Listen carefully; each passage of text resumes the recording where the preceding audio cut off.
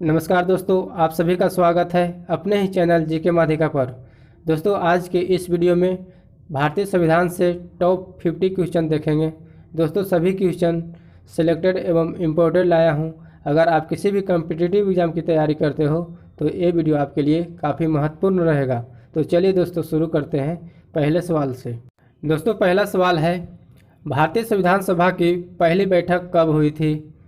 भारतीय संविधान सभा की पहली बैठक 9 दिसंबर 1946 को हुई थी। तो इसका राइट आंसर होगा ऑप्शन सी, 9 दिसंबर 1946। अगला सवाल है, भारतीय संविधान सभा की प्रथम बैठक की अध्यक्षता किसने की थी? भारतीय संविधान सभा की प्रथम बैठक की अध्यक्षता डॉक्टर सच्चिदानंद सिन्हा ने किया था। तो इसका राइट आंसर ऑप्शन बी हो जाएगा, डॉक्टर सच्चिदानंद सिन्हा। दोस्तों, डॉक्टर सच्चिदानंद सिन्हा को प्रथम बैठक की अस्थायी अध्यक्ष चुना गया था। तो इस पॉइंट को भी ध्यान रखना है। अगला सवाल है, भारतीय संविधान सभा के अस्थायी अध्यक्ष कौन थे? भारतीय संविधान सभा के अस्थायी अध्यक्ष डॉक्टर राजेंद्र प्रसाद थे। तो इसका राइट आंसर हो जाएगा ऑप्शन ए, डॉक्टर राजेंद्र प्रसाद। भारतीय संविधान सभा के अस्थायी अध्यक्ष डॉक्टर राजेंद्र प्रसाद को बनाया गया था। तो आपको याद रखना है डॉक्टर राजेंद्र प्रसाद। अगला सवाल है, भारतीय संविधान कब अंगीकृत किया गया था? भारतीय संविधान 26 नवंबर 1949 को अंगीकृत किया गया था। तो इसका राइट आंसर हो जाएगा ऑप्शन ए, 26 नवंबर 1949। अगला सवाल है, भारतीय संविधान कब लागू किया गया था? भारतीय संविधान 26 जनवरी 1950 को लागू किया गया था।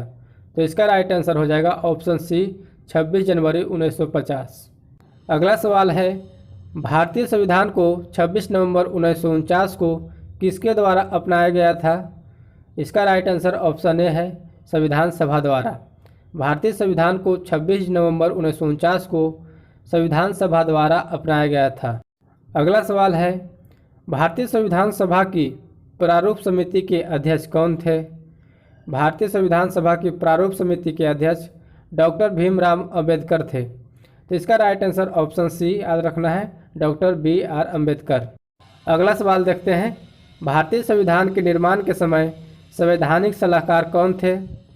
इसका राइट आंसर हो जाएगा option A, B N Rao. भारतीय संविधान के निर्माण के समय संवैधानिक सलाहकार बी एन राव थे। तो इसका राइट आंसर याद रखना है option A, B N Rao. अगला सवाल है, संविधान के अनुच्छेद 1 में भारत को क्या कहा गया है? संविधान के अनुच्छेद 1 में भारत को राज्यों का संघ कहा गया है।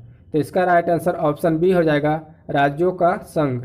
अगला सवाल है, विश्व का सबसे बड़ा लिखित एवं सर्वाधिक व्यापक संविधान किस देश का है?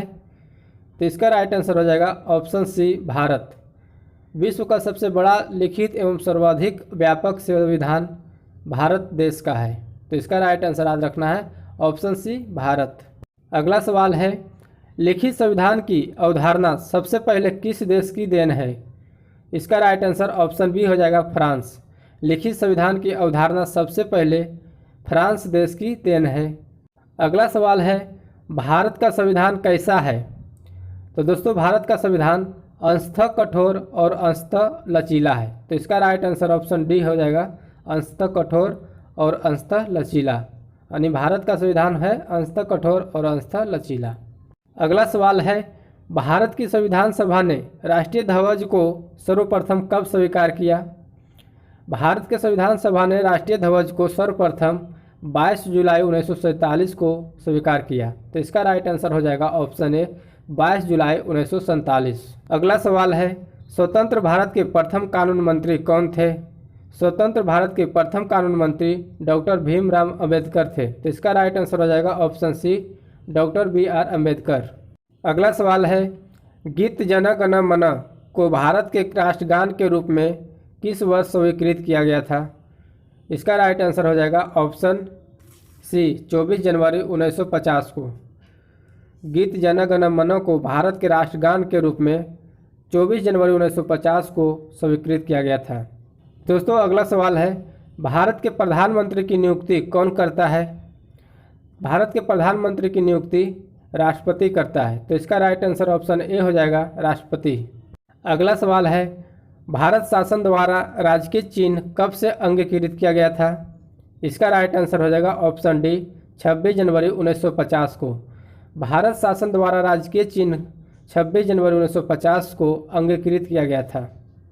अगला सवाल है, निम्नलिखित में से किस अधिकार को डॉक्टर भीमराव अंबेडकर ने संविधान का हृदय और आत्मा कहा था? तो इसका राइट आंसर हो जाएगा ऑप्शन बी संवैधानिक उपचार का अधिकार।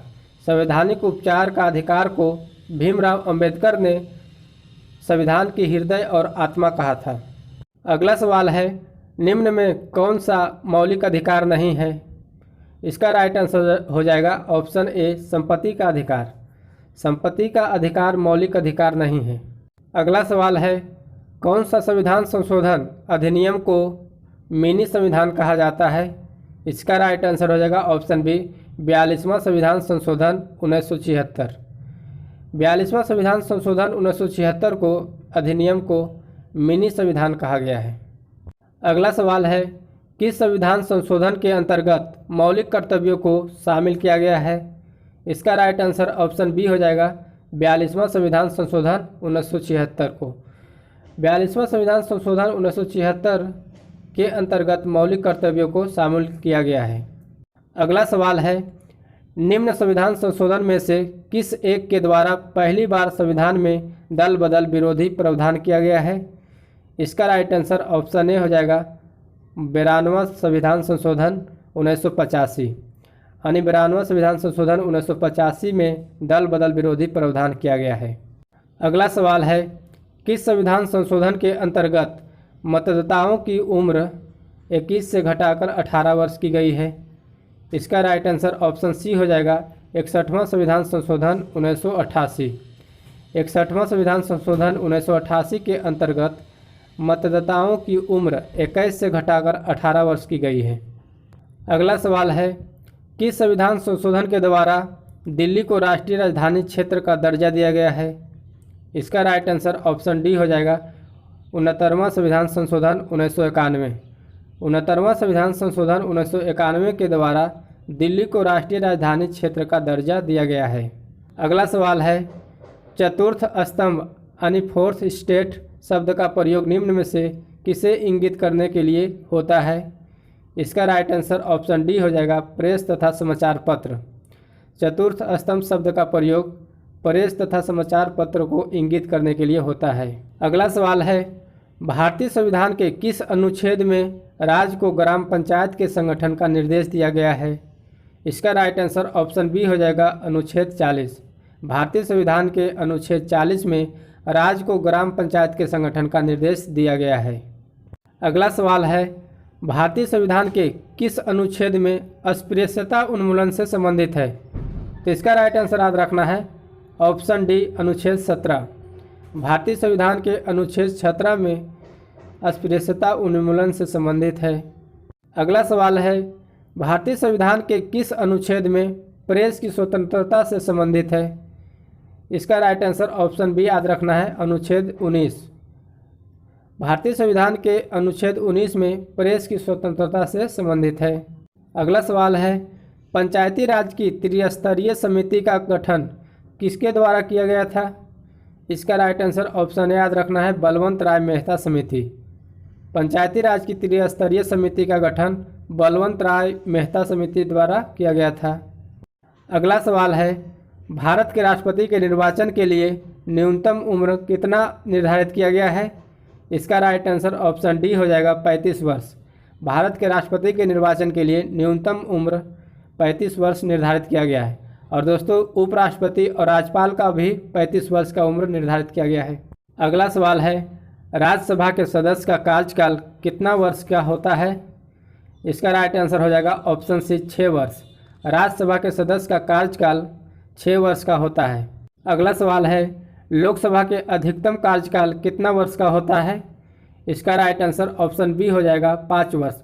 लोकसभा के अधिकतम कार्यकाल 5 वर्ष का होता है। अगला सवाल है, राष्ट्रपति को पद की शपथ कौन दिलाता है? राष्ट्रपति के पद की शपथ भारत के मुख्य न्यायाधीश दिलाता है। तो इसका राइट आंसर याद रखना है ऑप्शन डी भारत के मुख्य न्यायाधीश। भारत के मुख्य न्यायाधीश राष्ट्रपति के पद की शपथ दिलाता है। अगला सवाल है, राष्ट्रपति अपना त्याग पत्र किसको सौंपता है? इसका राइट आंसर ऑप्शन बी हो जाएगा उपराष्ट्रपति। राष्ट्रपति अपना त्याग पत्र उपराष्ट्रपति को सौंपता है। अगर दोस्तों उपराष्ट्रपति के पूछेगा तो उपराष्ट्रपति अपना त्याग पत्र राष्ट्रपति को सौंपता है। अगला सवाल है, राज्यसभा में राष्ट्रपति द्वारा कितने सदस्य मनोनीत किए जाते हैं? इसका राइट आंसर ऑप्शन बी हो जाएगा 12। राज्यसभा में राष्ट्रपति द्वारा 12 सदस्य मनोनीत किए जाते हैं। अगला सवाल है, किसी राज्य में राष्ट्रपति शासन का तात्पर्य है कि वह राज्य संचालित होता है। किसी राज्य में राष्ट्रपति शासन का तात्पर्य है और वह राज्य किसके द्वारा संचालित होता है? तो राज्य के राज्यपाल द्वारा संचालित होता है। तो इसका राइट आंसर ऑप्शन डी याद रखना है, राज्य के राज्यपाल। अगला सवाल है, लोकसभा और राज्यसभा में गणपूर्ति संख्या कितनी है? इसका राइट आंसर ऑप्शन सी हो जाएगा, कुल सदस्य संख्या का 1/10। लोकसभा और राज्यसभा में गणपूर्ति संख्या कुल सदस्य संख्या का 1/10 होता है। अगला सवाल है, लोकसभा के लिए चुनाव में निर्वाचित होने के लिए किसी व्यक्ति के लिए न्यूनतम वायु सीमा क्या है? इसका राइट आंसर ऑप्शन सी हो जाएगा 25 वर्ष। लोकसभा के लिए चुनाव में निर्वाचित होने के लिए किसी व्यक्ति के लिए न्यूनतम वायु सीमा 25 वर्ष है। अगला सवाल है, राज्यसभा के चुनाव के लिए अपेक्षित न्यूनतम वायु कितनी है? इसका राइट आंसर ऑप्शन डी हो जाएगा 30 वर्ष। राज्यसभा के चुनाव के लिए अपेक्षित न्यूनतम वायु 30 वर्ष है। अगला सवाल है, लोकसभा के सदस्यों की अधिकतम संख्या कितनी है? इसका राइट आंसर ऑप्शन डी हो जाएगा 552। लोकसभा के सदस्यों की अधिकतम संख्या 552 है और दोस्तों वर्तमान में बोलेगा तो 545 है। अगला सवाल है, राज्यसभा के सदस्यों की अधिकतम संख्या कितनी है? इसका राइट आंसर ऑप्शन सी हो जाएगा 250। राज्यसभा के सदस्य की अधिकतम संख्या 250 है और दोस्तों वर्तमान समय में यह संख्या 245 है। अगला सवाल है, संसद के दोनों सदनों की संयुक्त बैठक की अध्यक्षता कौन करता है? इसका राइट आंसर ऑप्शन ए हो जाएगा, लोकसभा के अध्यक्ष। संसद के दोनों सदनों की संयुक्त बैठक की अध्यक्षता लोकसभा के अध्यक्ष करता है। अगला सवाल है, कोई विधेयक धन विधेयक है या नहीं, इसका निर्णय कौन करता है? इसका राइट आंसर ऑप्शन डी हो जाएगा, लोकसभा अध्यक्ष। कोई विधेयक धन विधेयक है या नहीं, इसका निर्णय लोकसभा अध्यक्ष करता है। अगला सवाल है, भारतीय संविधान में समवर्ती सूची की अवधारणा किस देश की देन है? इसका राइट आंसर ऑप्शन सी हो जाएगा, ऑस्ट्रेलिया। भारतीय संविधान में समवर्ती सूची की अवधारणा ऑस्ट्रेलिया देश की देन है। अगला सवाल है, भारतीय संविधान में राज्य के नीति निर्देशक सिद्धांत की संकल्पना किस देश से लिया गया है? इसका राइट आंसर ऑप्शन डी हो जाएगा, आयरलैंड। भारतीय संविधान में राज्य के नीति निर्देशक सिद्धांत की संकल्पना आयरलैंड से लिया गया है। अगला सवाल है, भारतीय संविधान में मूल अधिकारों का विचार कहाँ से लिया गया है? इसका राइट आंसर ऑप्शन बी हो जाएगा, अमेरिका। भारतीय संविधान में मूल अधिकार का विचार अमेरिका देश से लिया गया है। अगला सवाल है, भारतीय संविधान में प्रस्तावना की भाषा किस देश से लिया गया है? इसका राइट आंसर ऑप्शन सी हो जाएगा, ऑस्ट्रेलिया। भारतीय संविधान में प्रस्तावना की भाषा ऑस्ट्रेलिया देश से लिया गया है। अगला सवाल है, भारतीय संविधान में संविधान संशोधन की प्रक्रिया का प्रावधान किस देश से लिया गया है? इसका राइट आंसर ऑप्शन ए हो जाएगा, दक्षिण अफ्रीका। भारतीय संविधान में संविधान संशोधन की प्रक्रिया का प्रावधान दक्षिण अफ्रीका से लिया गया है।